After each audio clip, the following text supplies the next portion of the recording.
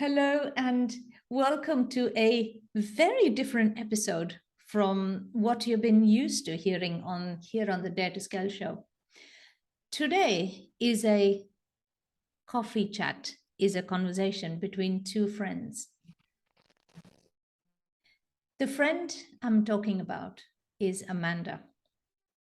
Amanda Schulter has been my friend, my colleague, friend philosopher guide, and we love our coffee chats over the years, close to 10 years now that we've known each other.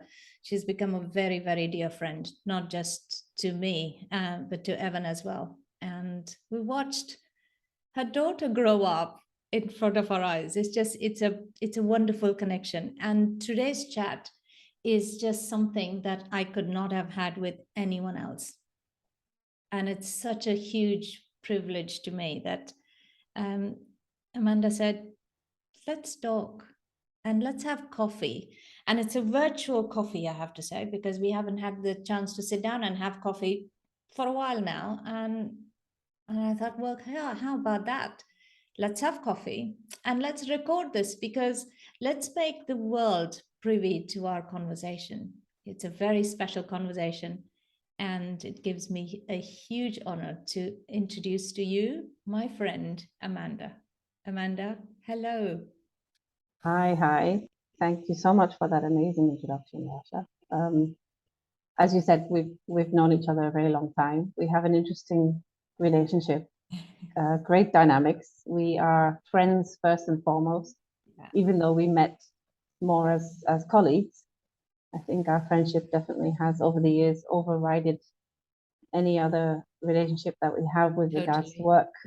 But yeah, I mean, you're right. We've known each other for such a long time, and we have sat down in many different locations across Dubai and had a coffee or two and some random chats and laughs. And yeah, let's do this virtually. And like you said, let's let everyone else hear what we have to say. Exactly. And particularly because we have a interesting topic to talk about today. We definitely do. Thank you for starting that conversation, Amanda. No problems at all. I think it's a topic that is often shied away from, and it's great that you have the ability to talk about it in the way that you do, and I give all my respect all day, every day to you, Warsha, for handling your situation the way that you are and the way that you're putting it out there to the room and to the community that are close to you, and then out into the world. Not everybody can do that. So let's start with your situation. I know you do refer to it as a situation. Tell me more about that. Why do you choose those words over everything else to describe what you're going through? Situation. Why situation? Shall I explain in brief what the situation is for those who haven't watched my videos that I've been talking about and putting out there? So situation is, for the third time in my life, I've been diagnosed with ovarian cancer, and I'm going through treatment. And for those watching the videos, go dig up some of my videos and you will know. And what's people who are watching this video will know that I'm already undergoing my treatment. And all this happened a few months ago, in early May, to be exact, early May 2022. Now, it took me a while to, as it does for a lot of people, to, get your ducks in a row, go see all the right doctors, get all the right treatment, the tests done, and just so a treatment plan can be put together. And in my own way, I started putting together a core group of people who I trust, and I know they will be there with me, with a smile on their faces. And while all this was happening, there was something becoming really clear to me. That morning, when I said to Evan that we need to go to the hospital now. I somewhere knew what to expect. Yeah. And I went there fully prepared. And it was so strange. And now I think back and I thought, goodness, that was an interesting day. Because I was completely in charge of that situation that day. We went into the emergency room, and I was literally calling the shots. And I said, well, I need this test done, and I've come prepared for this, and I need it done now because I know what's happening. And I was not surprised or shocked or anything as the tests were done and as I was being told. In fact, I was literally breathing down the neck of the doctor in charge that day to say, well, how do you still not have the results? Because that should be it. So show me, can you call? I'm going to wait here. And I think anybody that knows you knows that exactly how you handle that situation. Totally, right? I was like, what are you waiting for? I already know. Don't just tell me the details, because all I wanted was to get the information so we can move on to the next step. And I already knew what the next step is. Yeah. And we had such an interesting conversation. And I have to say, even from that day, that doctor is still a wonderful friend. And such it was, because he kept looking at me and saying, what? What? Yes, I see. I know. Just talk to me. Tell me. Let's go. Yeah.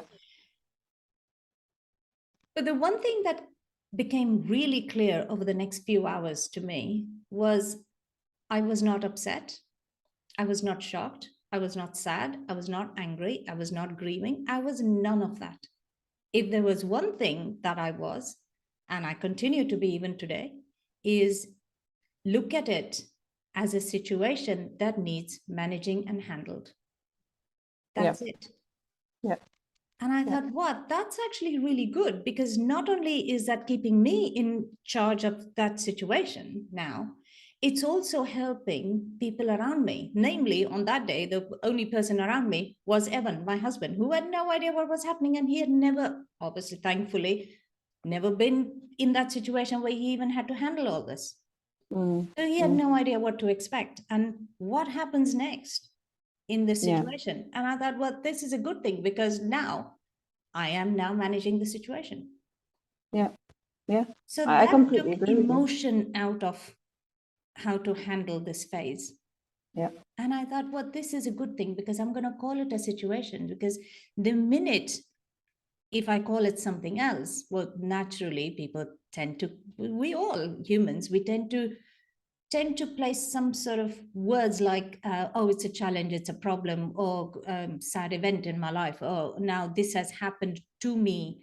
Some negativity is attached to it. And that takes away the ability to think clearly and to handle this as a situation, because everything is a phase. And from that day on, and I thought, well, that's what this is. This is a situation. Yeah.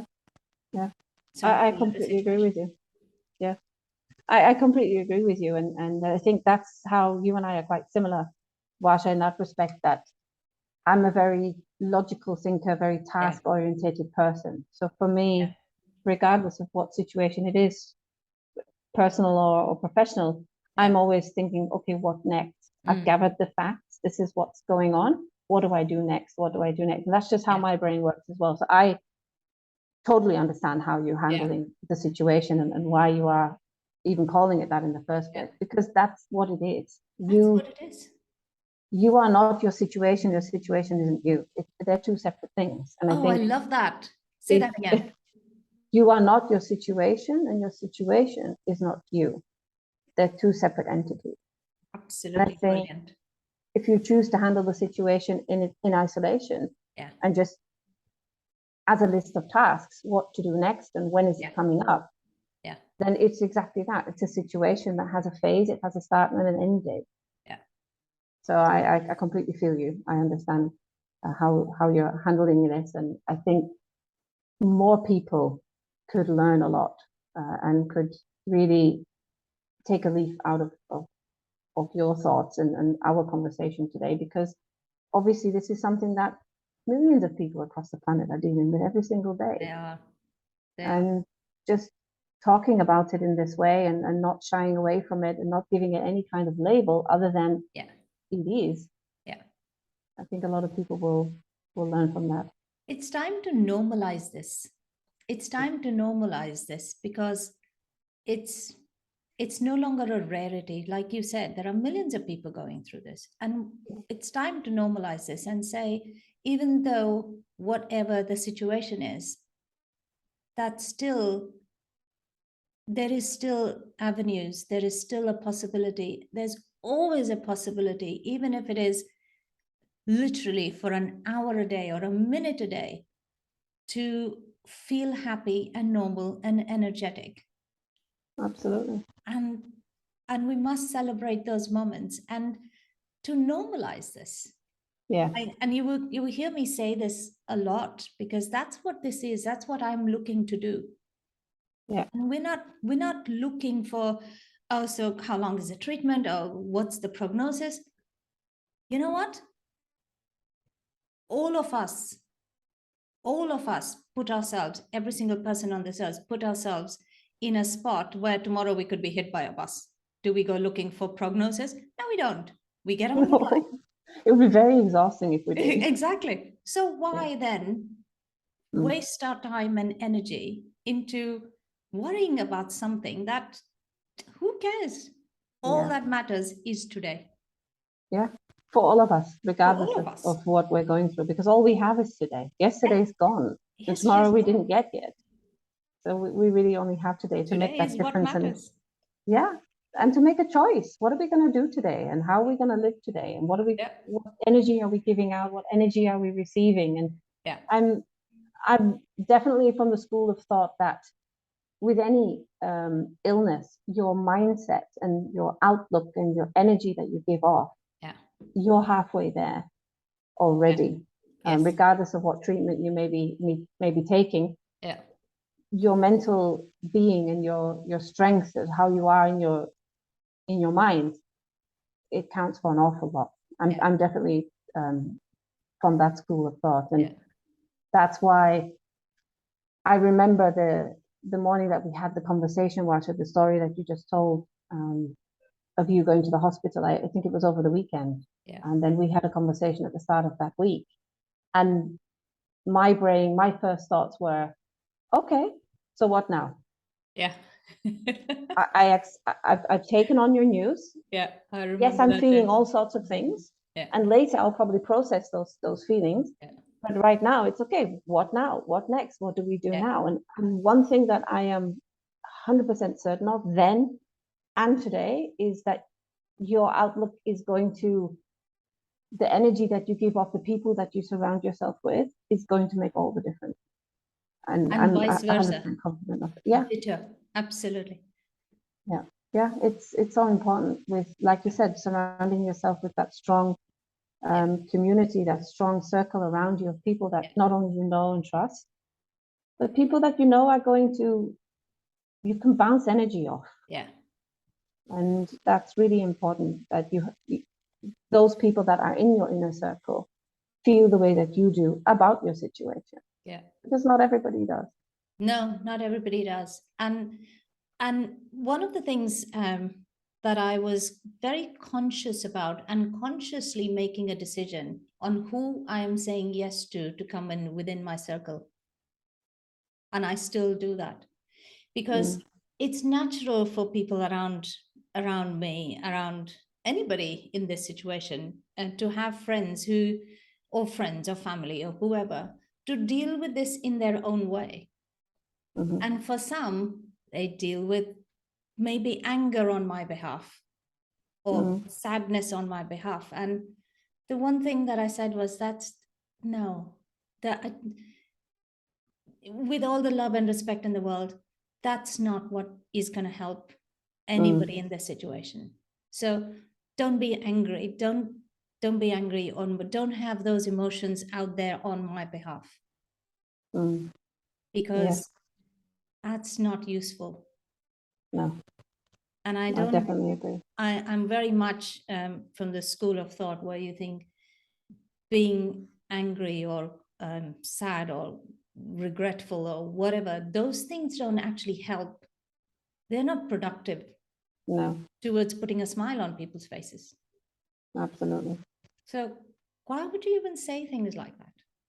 Yeah. And I don't like, and that's just me. That's my way of saying no, and that's not how I live life anyway. So I don't prescribe to hashtags or words like, oh, kick cancer or whatever. I think, well, why? It's no, Mm, I don't like words like that. mm, Everything to me around us is an energy. yeah. Everything has And its place. everything has its place. It does. And very early on, I had said this to a couple of people, and I thought, well, I should probably stop saying this because the looks I'm getting are I can imagine. that's that's something for me to take away. I'm like, maybe I should just say it quietly.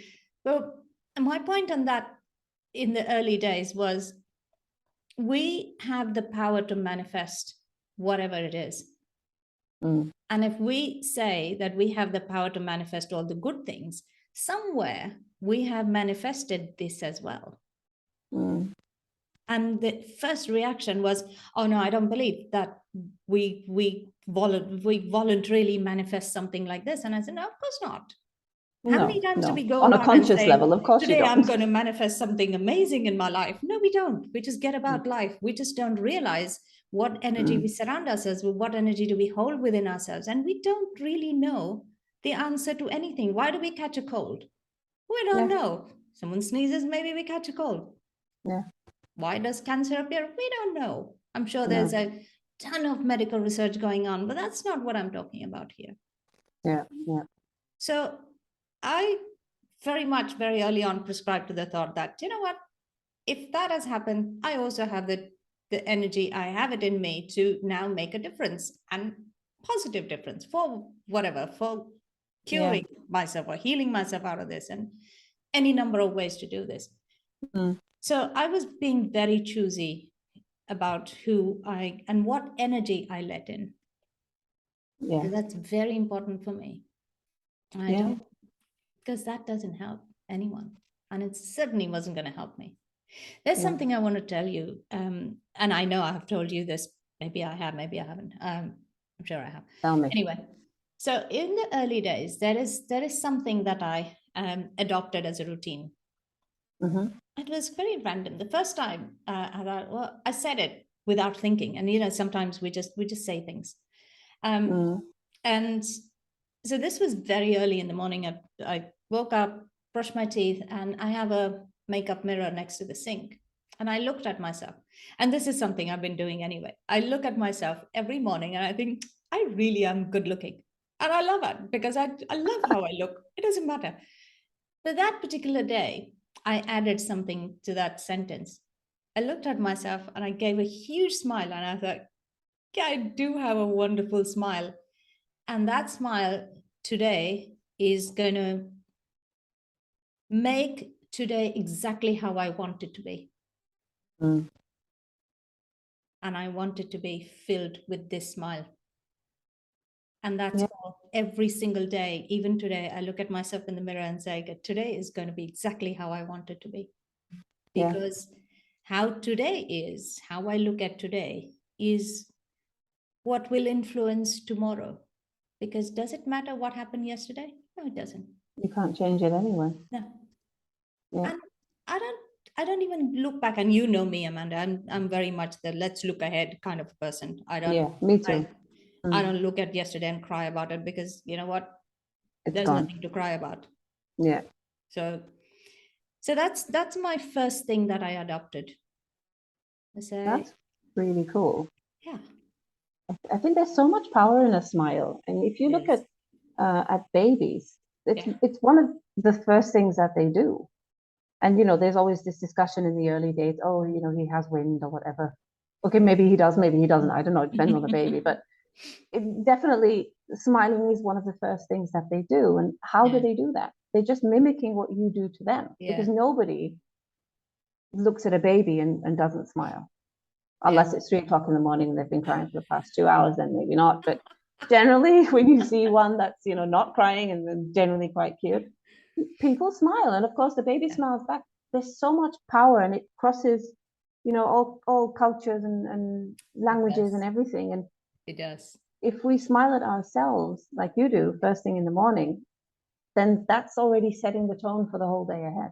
Yeah, And no matter what happens on that day, that's your starting point. it is. I think that's really, really good. It That's is. amazing. I like it. I'm going to Because start doing it. Yes, do. Please do. You have no idea how energetic I feel after that. And it's all that unstoppable Yeah, feeling that comes over. It changes the way I walk, changes everything. it does. Yeah, I can It imagine. really does. Yeah, I really like it. I want to go back to the point that you were saying earlier about normalizing the situation, or the situation, or just having it become normal. And you and I touched on this topic yesterday, I think, at some point when we were chatting. It's becoming more normal now. It's becoming more common. And I think we've come a long way. Yes. I remember, I don't remember because I wasn't born, but I know the stories of it. My mum's husband, who's not my father, my mum's first husband, he actually passed away from cancer, and he was 27 years old when he passed away. Wow. So why am I sharing this particular story is because of the way that the situation was handled. It was very taboo at that time. So we're going back now almost 50 years. And this was in the UK at that time. So it was, as you said, you handled your situation when you went into that hospital on that day. You had control and you said, okay, these are the tests that I require. These are the results I require. And you managed it. In those days, you didn't do that as a patient. No. You were not even told your diagnosis, Yeah. let alone treatment or prognosis or anything like that. It just wasn't discussed. No. And for me, who's born half a century later, I mean, I've discussed this with my mum over the years, and I've said, how did you handle that? Like, how can you not know or not want to know? And she said that was just the way it was in those days. You just didn't talk about it. Even if it was you going through it, it just wasn't talked about. The doctors handled it, they had their files, and they went and they did their thing, and you didn't ask any questions. And that is so wrong on so many levels. And obviously we're past that now, thank goodness. Thank goodness. I still feel normalizing the entire situation, and people who are going through it, who have been through it, who maybe are yet to go through it. Making it normal, it's part of the healing process. It is. I would imagine. I would imagine for you, when you're out and about going through your day and you're in the public, having people just treat you as they always would is probably part of the healing process for you. Yeah, it is. And by that, let me also explain, when I'm out and about and I'm in the public sphere, how would they know? And what's changed is because my way of dealing with the hair loss is just dealing with the hair loss. I'm just not somebody who would wear a wig. The first couple of times this happened, a good 18 years and 22 years ago, I lost my hair and I used to wear a scarf. And now I thought, no, I can't be bothered. I can't be bothered. You get to that age though, right? Exactly. There's something about turning 50. You stop caring about silly things. So I'm just refusing to wear a scarf, and I think, well, why? This is who I am today. I'm just gonna be. The biggest difference is, like, I was saying to you yesterday, after the hospital visit yesterday, I was out and about doing something, and nobody. Well, I did get a few. I do get random looks, but people just continue with life, and I think that's a wonderful way, because you're not looked at as somebody odd or or somebody to be pitied about what's happening. No, you're not. Yeah. You're just saying, well, great. Good for This you. is me today. Big smile, move on. Yeah. Yeah. And it's okay. Yeah. Do you know what? It's amazing. And I think particularly for a woman, it's a big deal. Yeah. Perhaps not so much for men, particularly for a woman, it's a big deal. And then, there is that choice. I remember my cousin went through this situation, and she's now put that behind her, and she's fine now. Good. And she chose nice. She chose to wear a cap that was ice. It was incredibly cold, and they said, it will help save your hair. And she did that at the beginning of her treatment. And she said the cap was incredibly painful. It was like literally sticking your head in the freezer. Goodness. She said it was mad. It was so painful the entire time. And her hair was falling out anyway. Perhaps less, perhaps slower, but it was.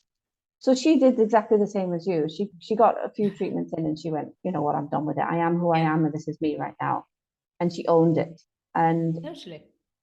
Why not? Because that's you today. I mean, we've all had crazy hair days. I mean, as a teenager, I had a perm.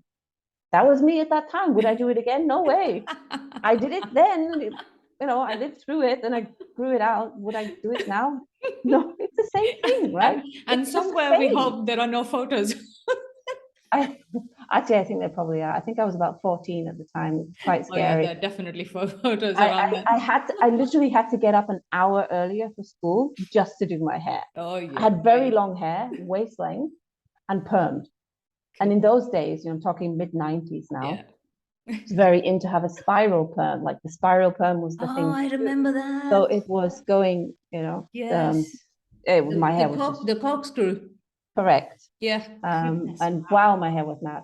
And literally it took me an hour in the morning just to get it under control. And at the time it was a fantastic idea because it was the 90s and everyone was doing it, and Spice Girls and all of that. And would I do it again? No. No. But it was me at that time. It's okay. Yeah. This is who you are today. And, exactly. And I think you look great. Thank I actually you. do. And that's very kind. I'm not saying it because that's the right thing to say, because I'm not like that. I would say it. But I know, and I believe. I think you look great. I really do. And I remember when your hair started to fall out and you sent me the photo of the shaved version. Yeah. And you looked fantastic. That was my first thought. Like, oh my goodness, how can this woman carry this hairstyle off? It's brilliant. You looked younger, you looked fresher. Yes. And even now, you actually look 20 years younger than you did 6 months ago.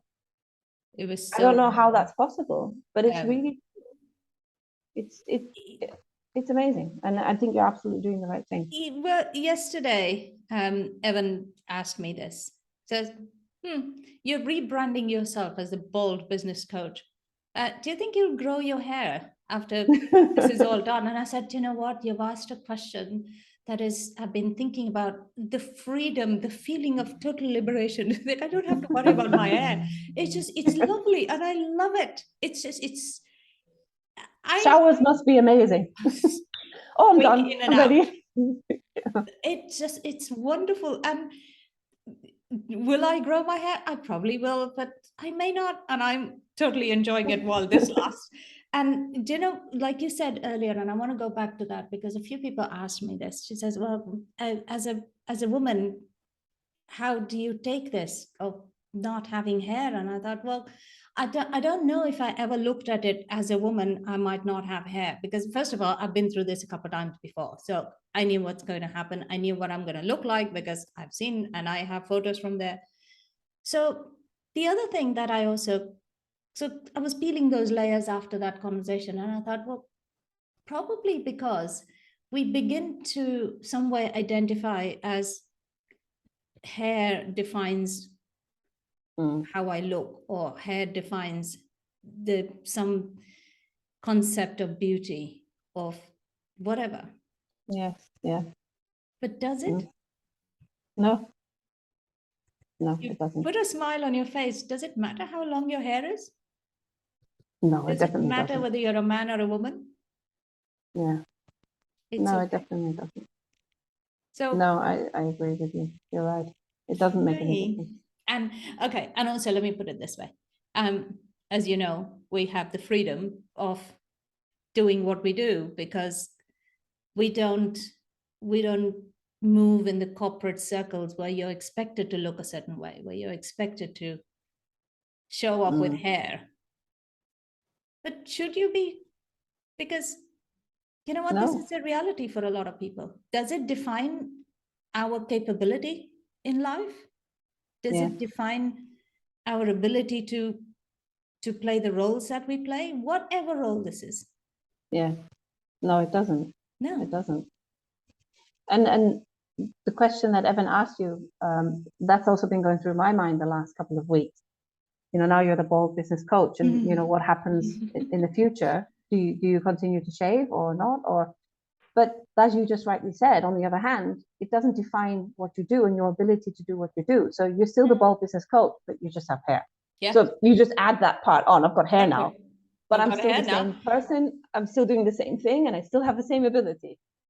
Just the opposite of what you're saying right now. I had hair a year ago. I was a fantastic coach. I don't have hair. I'm still a fantastic coach. I'm going to get hair again. You're the same person inside. I think I want to redefine or reapply the word bold in a different way. And you know me, you've known me for so long, and you know that every word in this following sentence is true. The word bold also applies to the way I convey a message. There's no, if I have to say something, I just say it the way it is. So no fluff. I have enough in me and enough in taking a situation for what it is and being able to speak the bold truth. I've never shied away from saying things the way they are. Yeah, no, that is absolutely true. That is definitely true. And I think that's what makes you who you are. And that is also what makes you handle everything, whether it's this situation or anything else. That's what makes you handle it so brilliantly, because there's no extra, there's no fluff. It just is. The situation is, and we're going to deal with it. Even if it's a professional situation in work, this is what's happening and this is what we're going to do next. Yeah. These are the next steps, and there's nothing extra. No. And that's why you and I get along, because I'm very much the same. I come from a family of fluff. My family are very fluffy. There's me and my brother who are non-fluffy people. Yeah. I have two brothers. One's incredibly fluffy. He's in the hospitality business, which is great because they need fluff. Yeah. So he's very happy over there. He manages a hotel. And my other brother is in the IT business. Not fluff, no fluff required for IT. He just deals with machines. He understands how machines work. He is an absolute genius. People, he doesn't do people. His company have often tried to relocate him and have him work in sales. And he's like, people, I don't do people. He's a man of very few words. While I'm not like that, I can deal with people, but I don't have the fluff. And you know, I think sometimes that gets you into trouble, especially as a kid and as a teenager. I got into trouble for it. And I remember my older brother, the fluffy one, often would cover for me and my other brother. Like, oh no, she didn't really mean that. What she meant was, and I was standing there going, no, actually, I did mean that. I actually did mean that. He was like, no, come on, let's go. You know, always trying to, like, you know, fluff the situation and cover it. Yeah. But I think, why not? Why not just go out there and say it and be strong and just tackle it head on. And the politically correct world we live in today, somewhere someone listening might be thinking, well, sometimes it's okay to soften the blow. Yeah, definitely okay to soften the blow by saying things the way they are. At no way are we saying being rude about it, being aggressive about it. It just is, the sooner we remove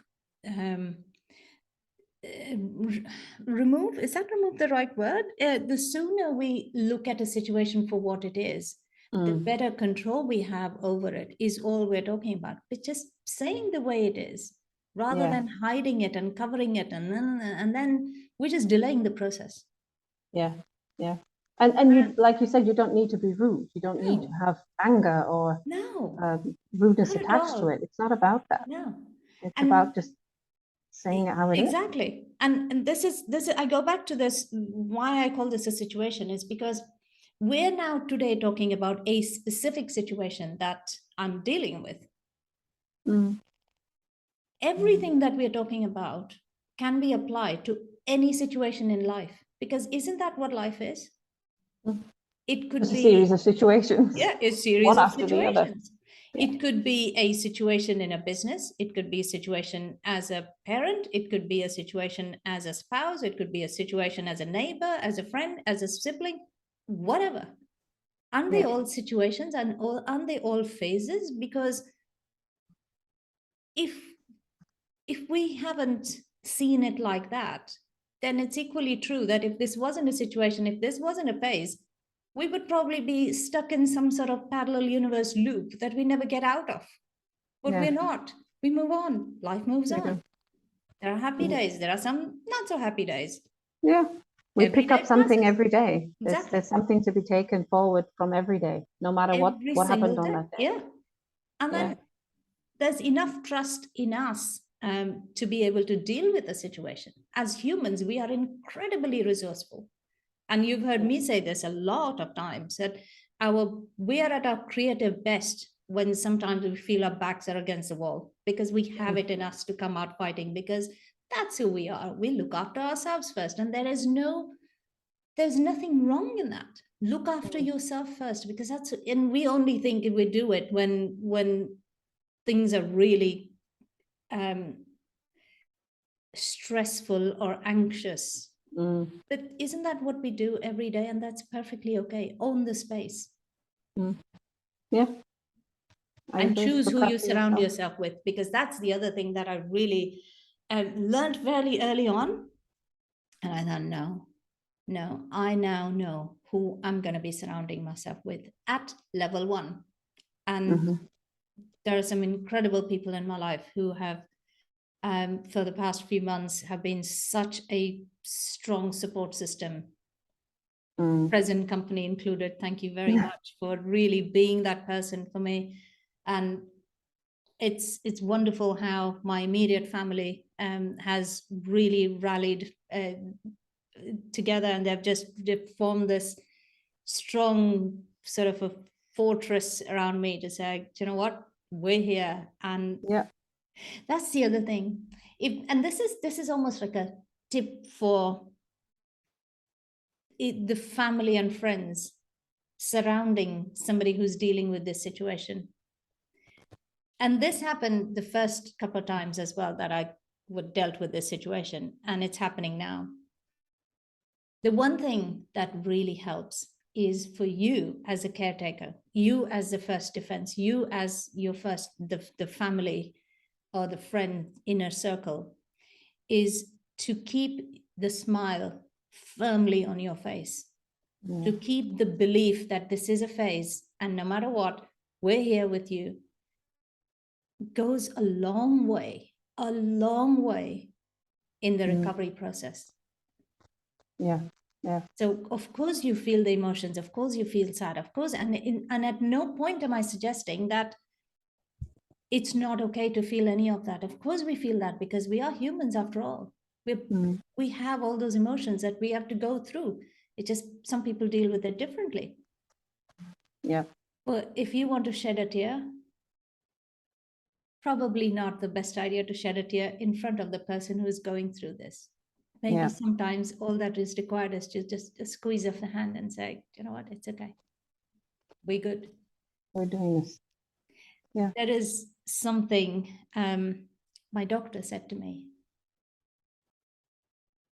I'm going to take this minute to, while I've been recognizing my wonderful friends and family support system, I have to say, so incredibly blessed to be surrounded by incredibly positive and excellent doctors. Yeah. Because my doctor said to me, when she laid out the plan, the treatment plan, she looked at me and she says, you do know all treatment starts here. all recovery process starts over here. And she tapped her head. Yes. And she said it with a massive smile on her face and says, all recovery starts over here. It And I does. was like, well, see, you already set the tone for me. That's brilliant. Yeah. I So you love already it. had that connection because you are of the same Exactly. thinking. And I Yeah, said, yeah, I that agree. language, I understand. Yeah. I love it. And just to touch on that, I think oncologists are brilliant at telling you the situation the way it is. Yes. And yet It's an being art form. so incredibly full of empathy and really making it such a almost a positive way forward to it, whatever the situation is. I think they've really mastered that art, and I'm so happy that I'm surrounded by doctors and nurses, everybody who just looks at it like, okay, another day at work, but we get you better. Keep Yeah. smiling, because all recovery starts over here. Yeah. That's it. So They're you're special the people. caretaker, you're a family. Know that all recovery does actually start here, from everyone surrounding you. And just that's why it's so important to have that support system built, because it's important. It's really, it makes a big difference. And that's why I chose not to make this situation public for a while, because you've got to deal with a lot of things, your own emotions, your own way of dealing, your own people around you. Yeah. But eventually I thought, okay, now I'm ready to talk about it. Because again, I'm not somebody who will stay behind the camera for too long. Because that's not what life is about for me. And that's when, as you know, and I said, well, I'm going to do it. I'm going to tell the world. Because every single person who watched that video, by the way, that video is still making the rounds. Every single person, every single person who watched that video, there were many messages on all social media platforms. There were WhatsApps, there were phone calls, there were so many lovely messages coming through. And it was almost so heartening to know that you only have to ask and people are there to help. And my only ask was, when you watch this video, send me a smile. And wow, was I sent some smiles, thousands of them. That's amazing. And most of them you didn't even know, right? I didn't even People know. that are maybe on the other side of the world and you don't have any connection with them whatsoever, and yet there was a connection right there because you asked for something and they gave it to you. And they gave so freely. And it restores a faith in humanity. And you think, what do we cry about? Yeah. As humans, I think we get sometimes a little stuck in our daily routine and things that we are exposed to. Generally, though, if you strip all that away, we are amazing, and we're amazing wonderful to each other. We and really together are. we can create magic. I do believe that, and like you said, that. you put it out there, you ask, you get, and you and get then some. And so generously. The you love do. that has been pouring in is, some days it is quite overwhelming, and of course then we all go through the doubts and you think, this is all for me? Wow. Well, half of them don't even know me, and yet you think, but look how generous people are, look how big-hearted, so full of love people are. I think that is our first instinct. Our first instinct is to be kind and full of love and to help.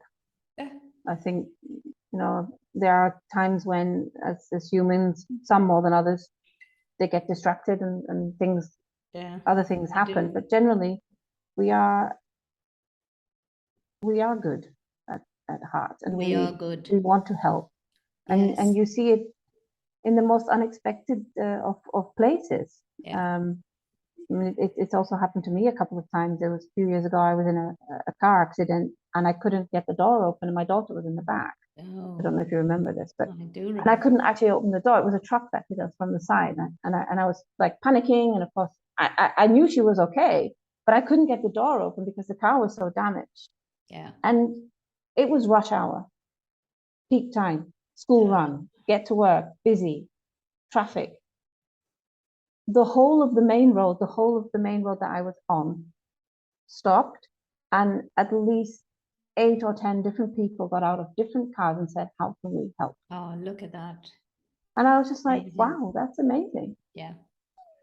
You don't know me, and you Yeah. probably have somewhere that you need to be. Yeah. And yet they're like, no, how can we help? What can we do? Do you need to be dropped anywhere? You need to get your daughter to school. And then I just, at times like that, you think people are so good. Yeah. They are actually really good. And they give love freely, like you said. They do. They do. And it is that also brought to light something that I know Evan had recorded a story and narration. And there's a line in that which said, what is the bravest thing or the bravest word you have said? And the response is help. Because we think it is weak to ask for help. Is it though? No, it's okay to not. ask for help. It's okay to ask for help, It's and you okay will to get it every time. Get it every single time. Sometimes from the most unexpected of places. That too, yes. But you will always get it. I think also it's sometimes difficult for some people to offer help. Yeah. I'm going to tell you another story now. So last weekend we were in Dubai Mall, and it was a really hot day that day. I think it was over 40, and it was early evening, around 8 o'clock, 8:30, something like that. And we were in the food court. For those that know Dubai Mall, the downstairs food court. You go through the food court, and that leads you to the Burj Khalifa. Of course, tallest building in the world, full of tourists, a lot of people walking up and down. 99.9% of the people tourists that are walking there and sitting there. So we were sitting in the food court eating, and my husband said, check that guy out. I think he has a problem. And about 3-4 tables away, there was a guy sitting there with his head in his hands.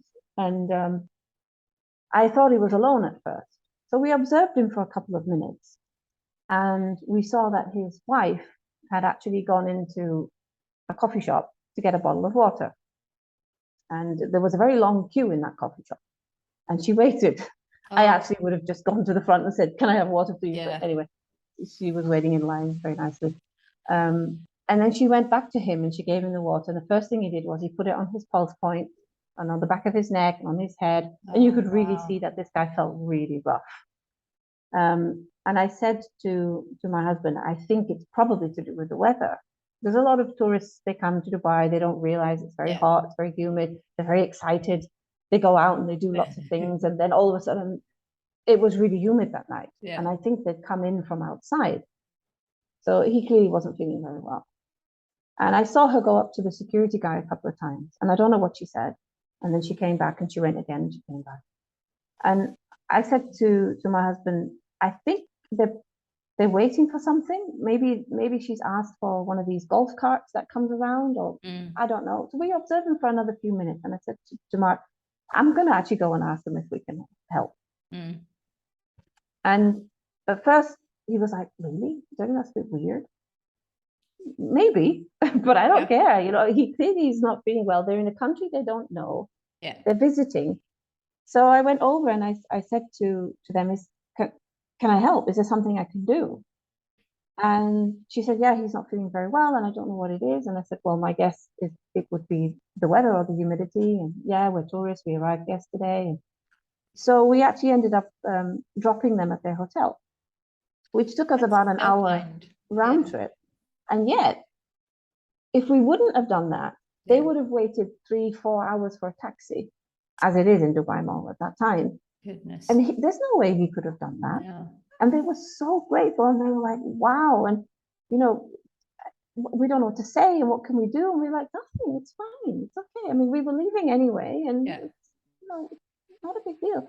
Yeah. But I find it sometimes for people to offer help, it can be challenging as well, because you're then okay, is this weird? Like, I'm just gonna walk up to this person that I don't know and say, hey, can I help? Yeah. And yet for them, they were like, wow, all of a sudden they weren't alone anymore in a country that they didn't What a know. wonderful story. And that is a true story. And yeah, it was just for us nothing. It didn't really cost us anything. It didn't cost us time or money, and yet it made a massive difference to them. Who, in that moment, that guy sitting there going, "I just want to be in the hotel. I Yeah. just want to be in the hotel," and then you have a 3-hour wait for a taxi. Yeah. So yeah, I think putting it out there and asking for help, and you will get it You will get it. You every totally time. will. No, How you will. wonderful. That is true. That is so, Yeah, oh wow, that it's is a so true story. touching. Well done. It is a Well true done. story. It is. So It's, I put myself in his position, and I thought, would I want someone to offer me help? yeah, I would. Can I yeah, give you a lift? definitely. I can get Definitely. You would want, to of your hotel faster. course, Yes, please. of course. Yeah, And being able to say yes, please is also yeah, like I said to you, I get all these messages and I'm thinking, really, this is all for me? And I thought, well, why am I surprised? I asked for help and I'm getting it by the bucket loads. yeah, And that's all I want. yeah. Just a smile, just some wonderful energy, because I know I got this. I'm surrounded by people who are with me. Great, Yeah, let's get on with life. yeah. That's what it is. That You is know, what it is. something else that I want to talk about here.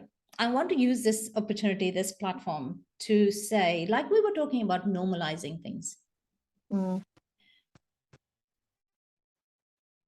There is an amount of, and of course, fully justified. There is an amount of trepidation. There's a massive amount of anxiety, stress, everything attached to this particular situation.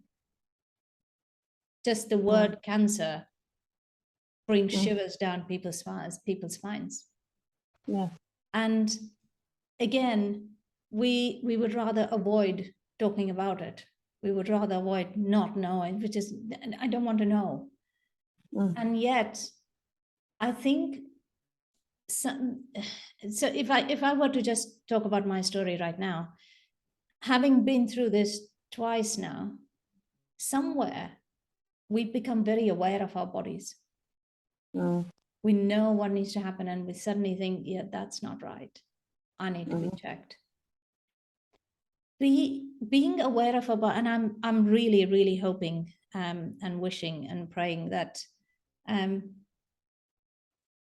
no one goes through this multiple times, let alone once. But the fact is, this is here to stay. So what can we do to make sure that the situation is easier to handle? Is being aware of our own bodies, listening to our own bodies, and getting yourself checked. Getting as a woman, as a man, it doesn't matter. And if you're a human, get yourself checked. Yes. Do your annual tests. And don't do it because, oh, it's a month of awareness and that's a thing to do. No offense to anybody who does that. The fact is, do it because you're doing this for yourself. Go get yourself checked. Give your doctors a chance to say, let's get you better if there's something not right. Yeah. Trust your doctors. Trust them enough to sit down and have an open conversation. Because like you just said, we don't live 50 years ago. Today's doctors actually want you to know, want you to have control over the situation. Definitely. Today's doctors, the way today's doctors deal with situations is they're partners in the situation with you. Yeah. And definitely. And get yourself checked. And listen to your body. And nobody knows your body more than you do. More than you do. Exactly. Not even the best doctor in the world No. understands your body the way that you do. No, they don't.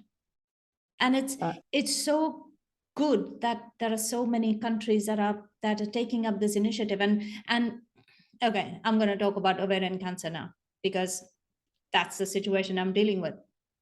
Third time ovarian cancer. Will Well, the thing is, ovarian cancer is, and I was reading this somewhere, and it said it is the most underdiagnosed, underfunded, and most misunderstood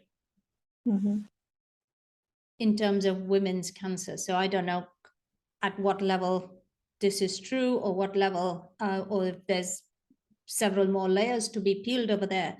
But that resonated with me because I thought, well, do you know what? And it's also termed as the silent killer. Well, silent, let's just stick with the word silent for now, because it really doesn't give out any symptoms.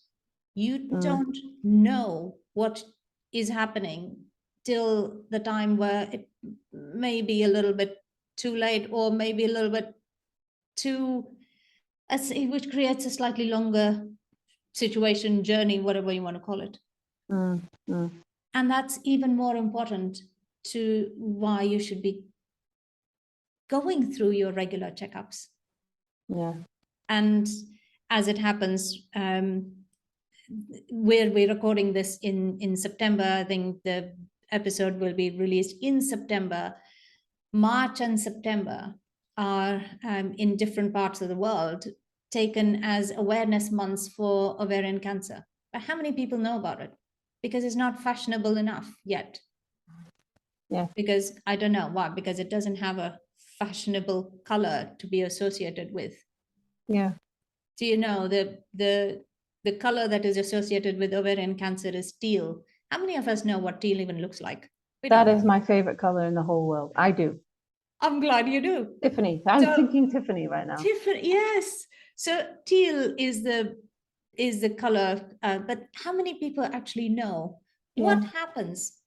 How many people talk about this? Yeah. Do we see this on magazine covers? Do we see this on splashed about in social media? Do we see some drives? Do we see awareness campaigns? Do we actually see people paying any sort of attention? No. And it's not the people's fault. It's nobody's fault. It's just we don't talk about this enough. Yeah. And we need to now talk about this. That's one of the biggest ways to normalize this, to talk about this. Go get yourself checked. Yeah. And it is confronting. Of course, it's confronting.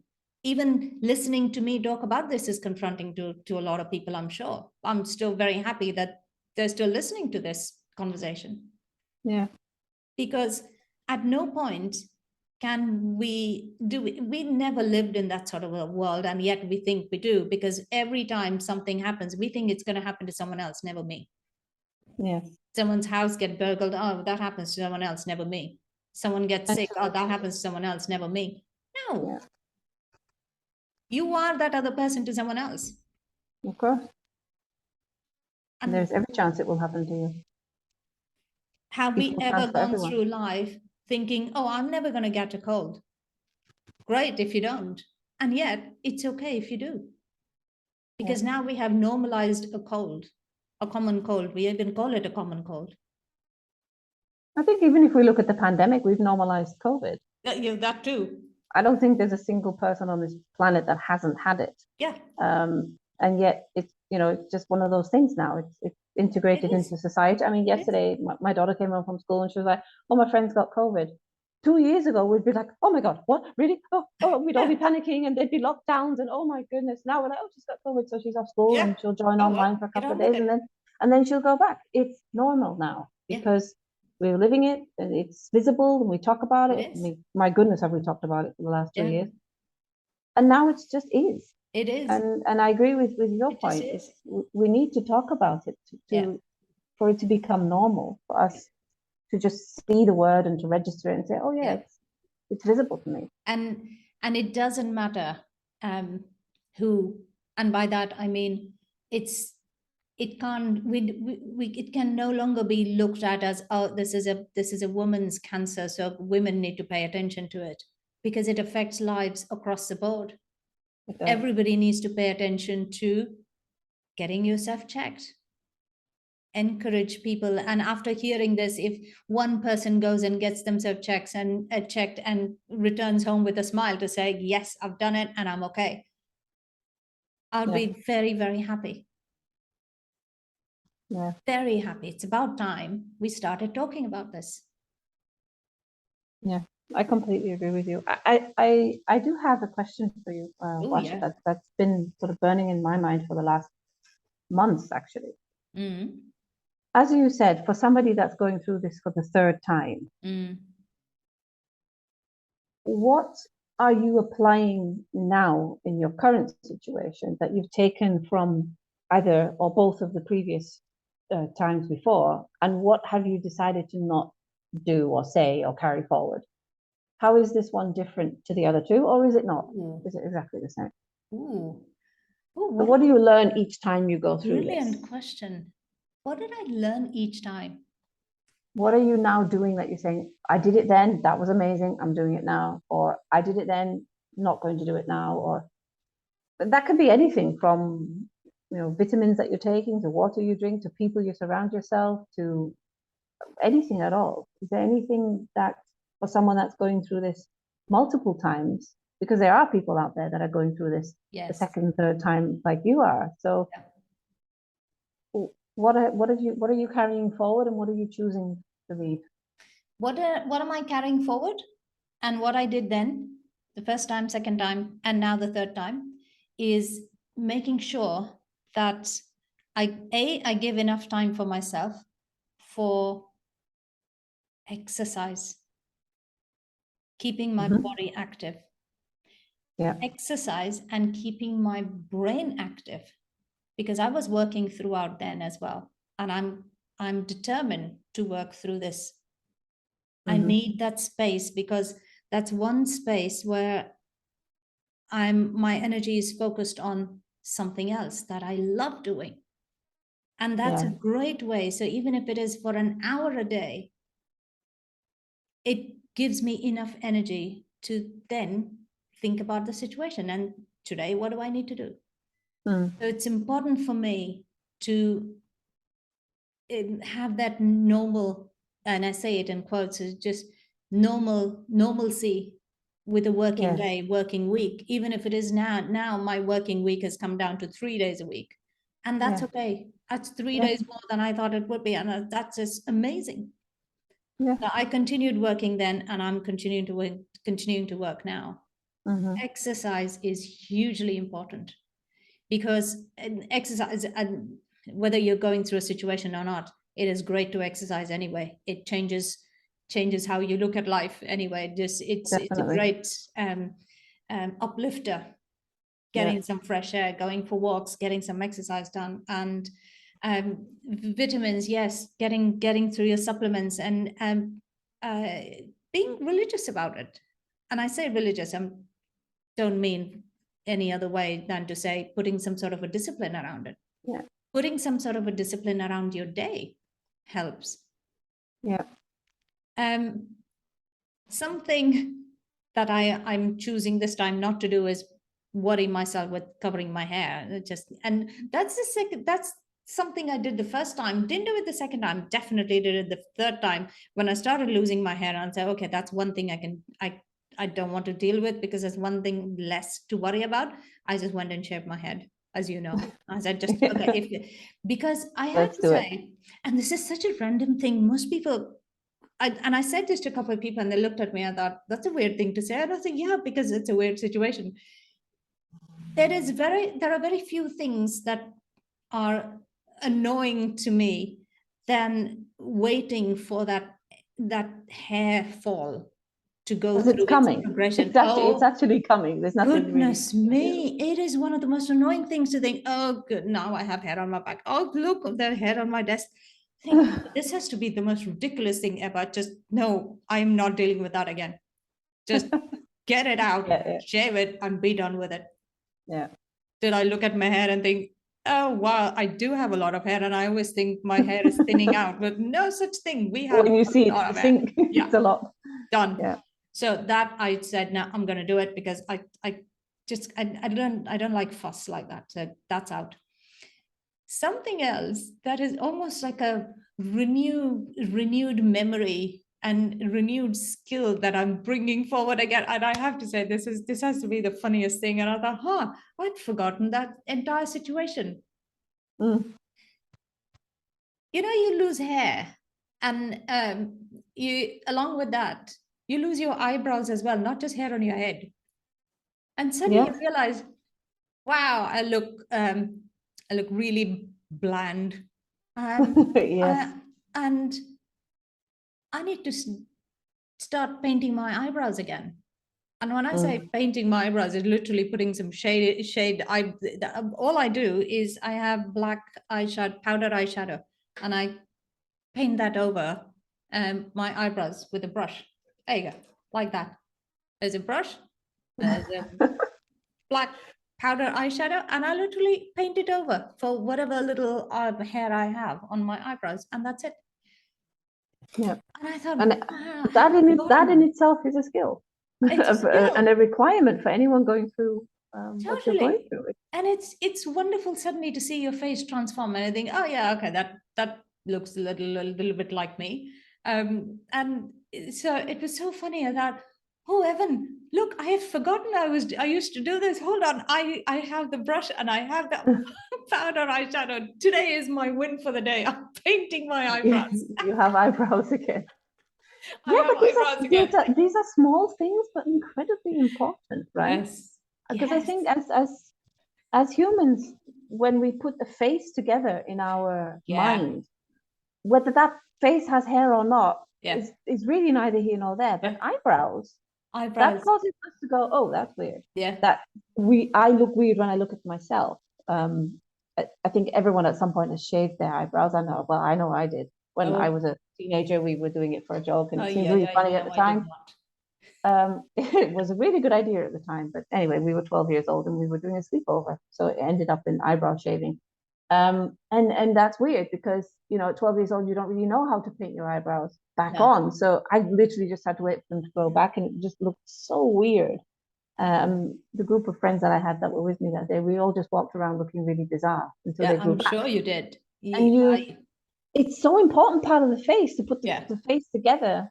Yeah. And when you realize that they're gone, or you know, you're losing them, you need to put them back on. And I choose to do that because it to me, as you said, it's just it frames the face and gives a little bit of color to my face. Otherwise it really looks so washed out. And the other thing that is coming in a few more weeks is, and that happened before as well, which I didn't do much about, I will lose my eyelashes as well. Yeah. And that's why it's important that I use the same powder eyeshadow and I line my eyes, so it's not immediately apparent that I don't even have eyelashes. But and these are little things. It's so random to talk about eyebrows, but it's such a it becomes such a big part of this whole scenario. It becomes part of your daily routine. And I think it's important to acknowledge it, because it's small and yet it's a big impact. It is. Especially if you work like we do, and like a lot of people in the world now also do, and you work a lot on the screen and on Zoom. And you need that. You need to look. Zoom anyway makes you look strange. Good. Colors. I was going for good, but okay. No, it does. I mean, at least for me, I find that Zoom makes me look really strange. I don't know why, but I gain like 20 kilos on Zoom. Hey, don't we all in front of the camera? That's just me. Talking about weight. Yeah, that's Hold on. Talking about weight.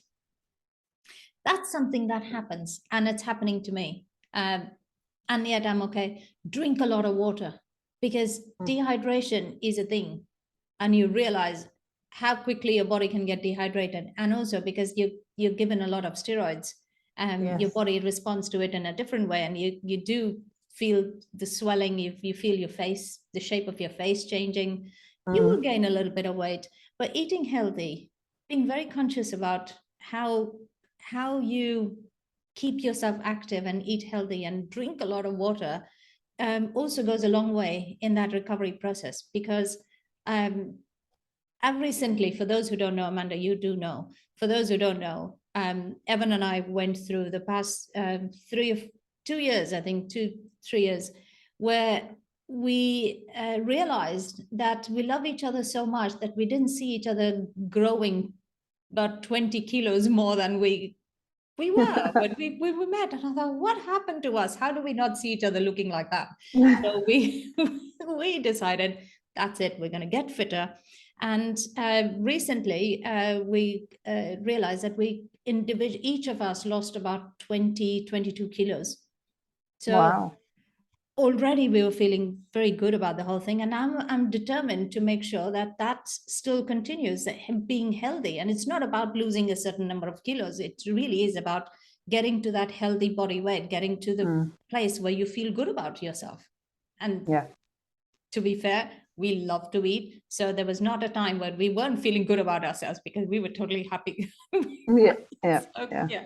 But the point is, when we looked at each other one day and I thought, oh my God, did we actually look like that 3 years ago? Burn those photos.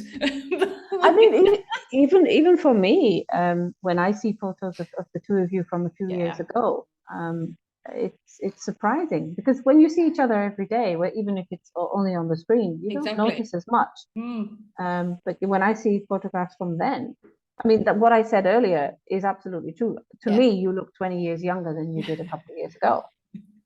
Without hair, doesn't really make any difference. Yeah. You look younger, you look fitter, and you look amazing. Yeah. Thank you. If I was to see you now, and someone said that you're going through what you're going through, and the treatment that you have, and the intense treatment schedule that you're going through, Yeah. I wouldn't know. I actually wouldn't know, and I know you very well. Yeah. I don't hear it in your voice. I don't see it, because you're just dealing with it in isolation every day, Yeah. whether it's a treatment day or it's a not a treatment day, and you're making the best out of it. And you're not sitting there at any moment going, oh, tomorrow's my treatment and I'm going to feel like that. And I've never heard you say anything like that, and you never will. No, because I Now know we've gotten about it, into a and routine. tomorrow I will take the day as it comes. Yeah, That's I pretty think that's much what what you it should do. is. And It is. you asked me the question, and I'm still thinking about it. What am I doing differently? So when you said, well, there are people out there going through this multiple times, and this is my third time, I think I do say it in when I talk about it, that this is the third time. And yet I find myself less anxious the third time than I was the second time. Mm-hmm. Because second time was more of a shock, and the second time was literally 2 years after the first time. Mm-hmm. 2-3 years after the first time. I thought, what, again?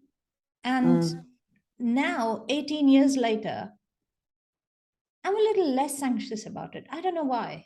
I cannot put a finger to it on it. It's just, I don't know why. I'm okay, so it's happened again. Right. At least now I know how to deal with it. Yeah. Maybe that's how I'm taking this. And I don't know if it's helpful listening to me go it almost dispassionately. I'm okay with that, because so is the third time.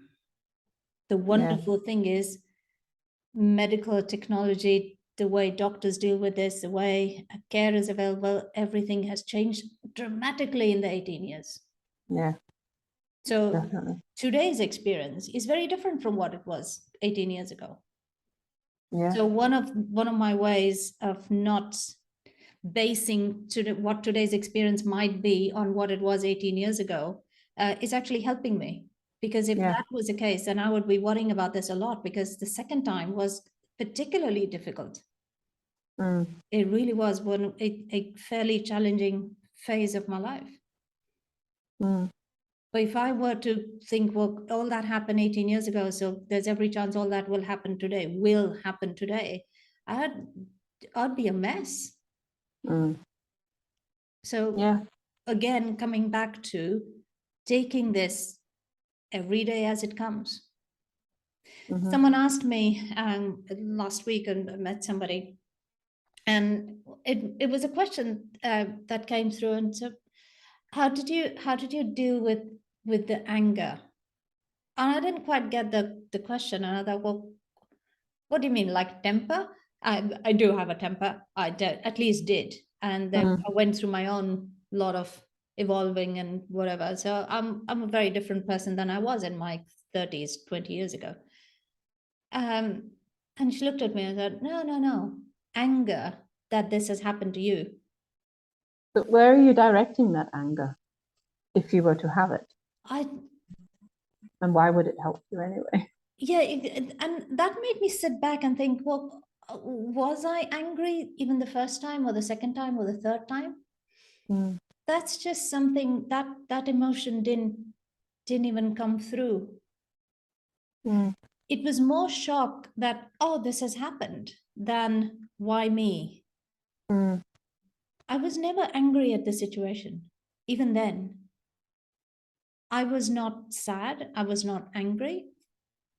And I'm not angry today, because I don't know why.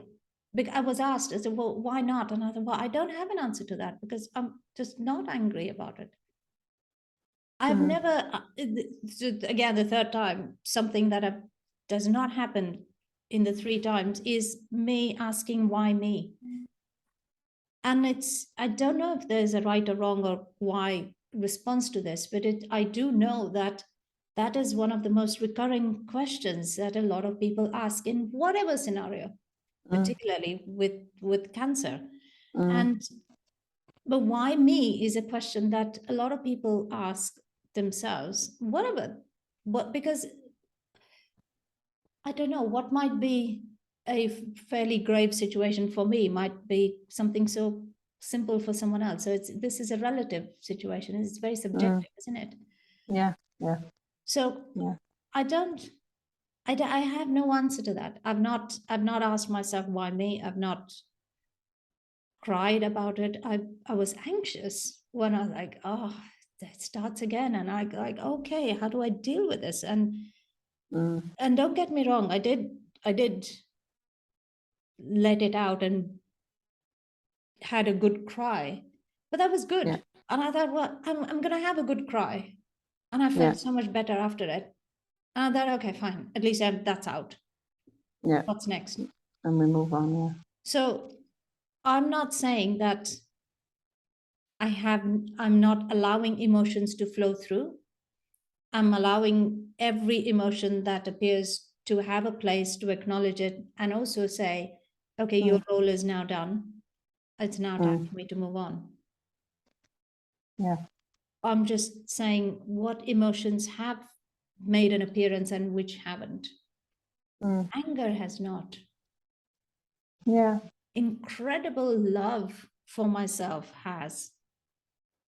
And I realized today that what has really come through the third time, which didn't for the first 2 times, is I look at myself today and I give myself thanks, and I give myself the acknowledgement that I still have it in me. I got this. And I love myself. I love my body. I love who I am. Because what has very strongly come through is that's the only thing that matters. If you don't believe in you, nobody else will. Nobody else will. And I totally believe in myself. And I love myself for it.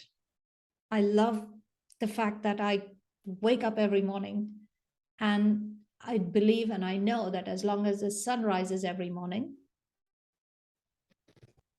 there's a day a to be brand new had. day, and everything is right in the world.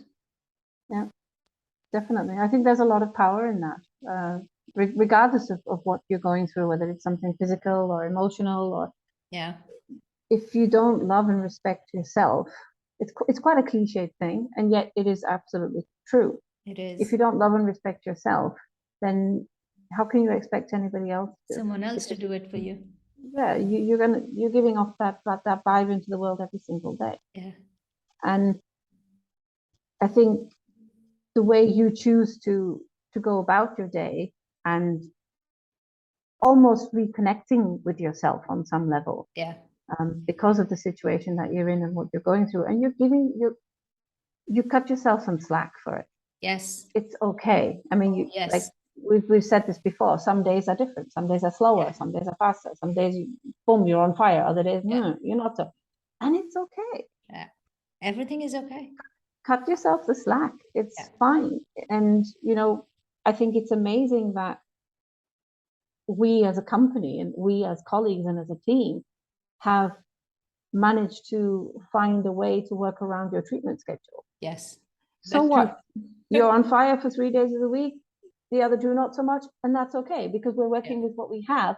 Has that slowed down our progress as a team? No. Has it changed any of our ideas or strategies? Or no, it hasn't. We're just working with what we have and cutting yourself the slack on the other days.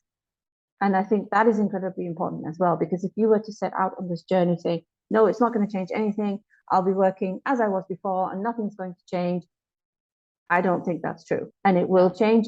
And then you'll be shocked and you'll be sad and disappointed in yourself. Like, why am I not doing what I did before? Yeah. So you set the tone and say, okay, things are going to change. This is how they're going to change. And we as a team have acknowledged that. And I think in terms of productivity or anything with regard to the business and what we do every day, that hasn't changed. No. Our output's the same. No, that hasn't changed. We just work around with what we have. And I love every single person associated with the company who are really embodying this as well. So, you know what? That's great. We still got this. If it's 3 days, it's 3 days. Rest of the time, you go do what you have to, Warsha. We got this. And it speaks volumes about how we brought this company together, people together, and the ethos that still is become part of our DNA. That it's all right. Yeah, today is a day, and it'll be exactly how we want it to be. It will. And the best part of today is you and I starting off the day with this conversation. So this is going to set the tone for the rest of my day and into the weekend as well, because it's been a while since you and I had one of our coffee chats, and one day I'm sure we will have a real coffee chat, as in we will sit down and have with a coffee. screen. We definitely will, even though a lot of the times neither of us actually drink coffee. I do sometimes. I do sometimes. I don't drink coffee. So right now I'm just. It's more about the chat than the coffee. It is more about the chat than the coffee. That is true. I'm sipping my water, and I don't know. Are you having your tea? I actually didn't get to it, so I have water as well. I didn't get to tea. That's it fell off my to-do list this morning. For me, every day is different, and a lot of that depends on what speed my daughter's on. She has 2 speeds. She has slow, I'll do it when I can be bothered because it's me, and stop. These are the 2 speeds that she has. Right. And I realized over the years that if I push her, she slows down. So now I know, okay, just leave her. Back off. Yeah. So it just depends on what variation of slow she's on in the morning. And in that way, she's just like her father. You want something from her at 1 in the morning, 2 in the morning, no problem. She's fully there and she will do it. Morning time, as in getting up, going to school? No, that's all. Owls. They are night owls, yeah.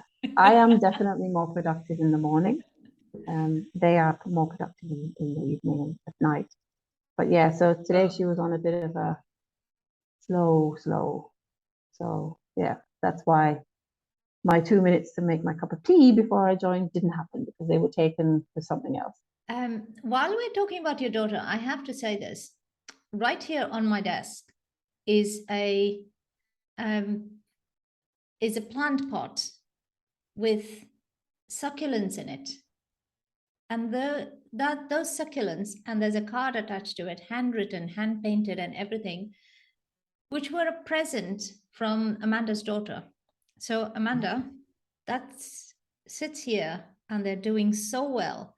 And I look at this every single day, because the day this plant was delivered to me, you drove past the hospital, you delivered to me on day 1 of my treatment. Yeah. And that put a big smile on my face, and that handwritten note by your daughter which says, you got this. And I love it. And that sits here, and I will look after it. And I know it's gonna continue bringing that love and energy. So it was so important to her to I and I remember want that to day. I want to talk about this a little bit because I'm going somewhere with this. Stay with me. First of all, it was very important for her to give you these plants.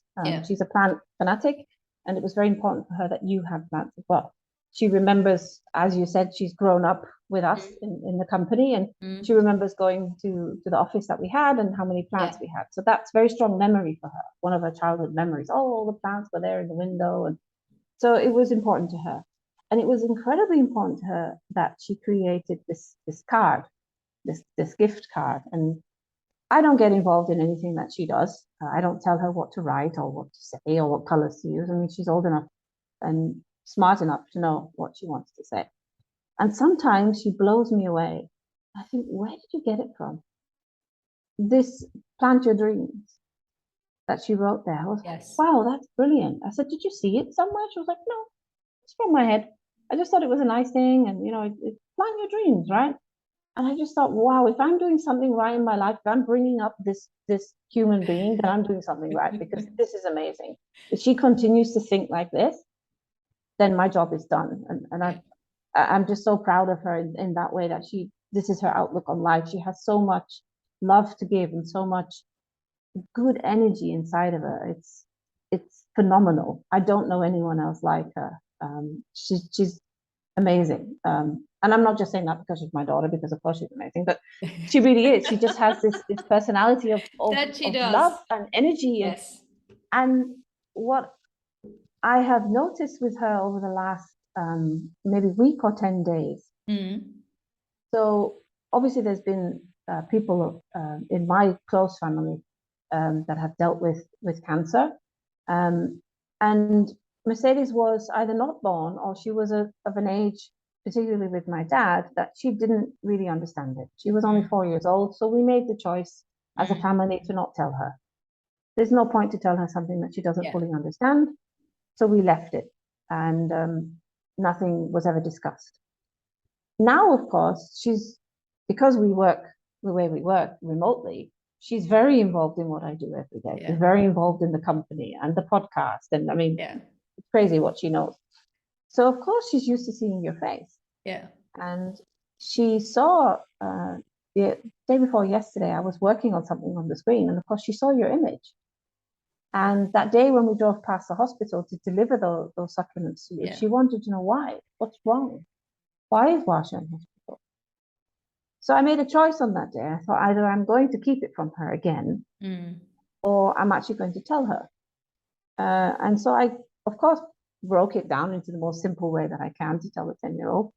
And I told her that this is the situation and this is what's going on, and treatment. And because of the treatment, you lose your hair, and things like that. And I could see her working through it in her mind. Just day before yesterday, we were talking about it, and she was like, okay. So then, I got it then. I said, do you have any questions? Is there anything like that? She was like, no, I got it. I understand it. I understand what this is. I understand what it does to her body. I understand the treatment and how the treatment works. Again, in the most basic way that I could explain it to her. But she got it. And I just thought, wow. And she said, yeah, so now Warsha looks like that. I said, yeah, she does. Okay. Yeah, she looks really nice.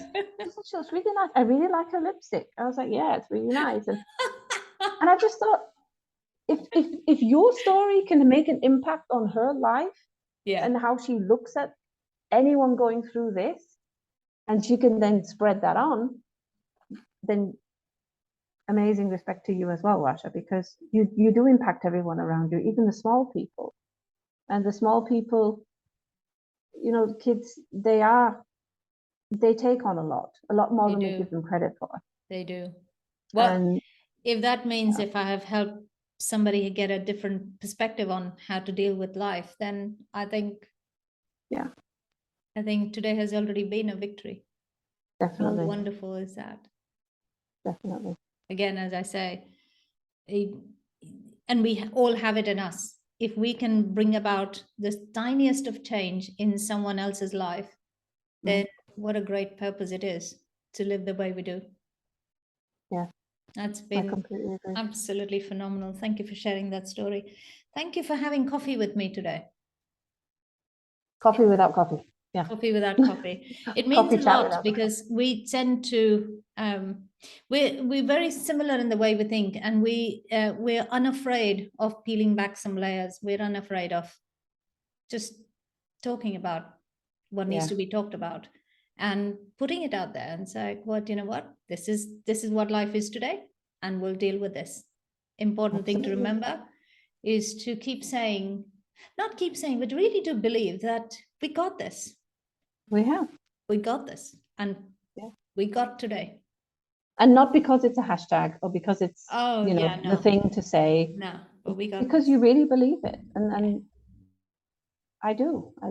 Yeah. And putting it out there every day and talking about it in this way, and like we said, if one person listens to what we have to say and it changes their outlook, or it changes their thoughts, or it changes the way they interact with a member of their family or friends or someone random on the street or in a restaurant, if it changes the way they interact with those people, then I think we did a great job. We definitely did. Well, Amanda, what a wonderful, I don't even know how long we've been talking. And for those continuing to listen to this conversation, thank you for sticking around with us. And yeah, just thank you for keeping us company. We hope you've had a coffee, because we don't have a coffee, or whatever it is that you prefer to yeah, whether it's a coffee or a tea or water, like us, or a glass of wine, whatever it is that you're sipping as you listen to two friends catch up. We hope you've enjoyed this chat, and and we hope you continue to take a few things that resonate with you and apply it in your lives. That'll already be a massive victory. So. Yep, it was a pleasure, Warsha, as always. It was great to actually do this and to talk about this openly, and it was a lot of fun. And the next time we do it, we will hopefully meet in a real place where we can really have real coffee. That one too. Well, have fun, have a brilliant rest of the day, and we will catch you next time. Thanks so much.